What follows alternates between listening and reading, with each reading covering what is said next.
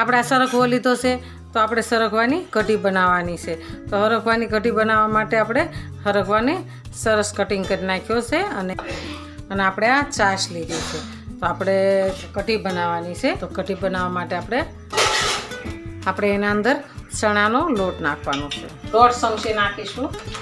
આપણે ચણાનો લોટ નાખ્યો છે એને આપણે સરસ હલાવી લઈશું.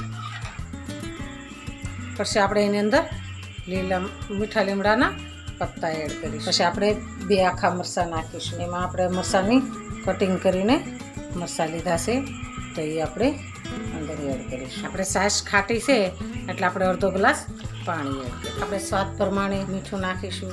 આપણે 1/2 ચમચી ધાણા જીરું નાખીશું. કારણ કે કઢી ખાટી હોય એટલે આપણે ગોળ નાખીએ તો ખાટી મીઠી કઢી થાય.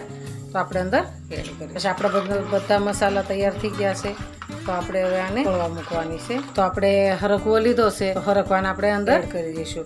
આપણે બાફીને નથી નાખવાનું, એમ જ તે આને અંદર બફાઈ જશે. ધીરે ધીરે ઉકળશે ને એટલે આપણે હરગવો બધો બફાઈ જશે. આપણે આની અંદર આપણે કઢીને ઉકળવા મૂકવાની છે. આપણે ગરમ થઈ જાય પછી જ આપણે ધીમો ગેસ કરવાનો છે. ત્યાં સુધી આપણે ફૂલ ગેસ એમનો ધીરે ધીરે આપણે હલાવવાનું છે. સરસ ધોઈને કમ્પ્લીટ કરી નાખી છે.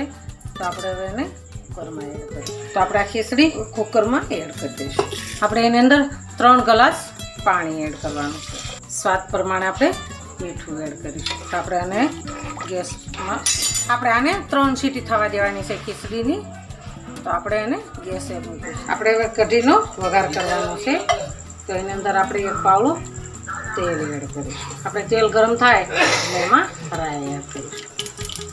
રાઈ ફૂટી જાય એટલે આપણે જીરું એડ કરીશું. આપણે મીઠા લીમડાના પત્તા એડ, એની અંદર આપણે લાલ મરચાં આવે ને એ આપણે નાખીશું. આપણે હિંગ નાખીશું. હિંગ નાખીને આપણે ગેસને બંધ કરી દઈશું.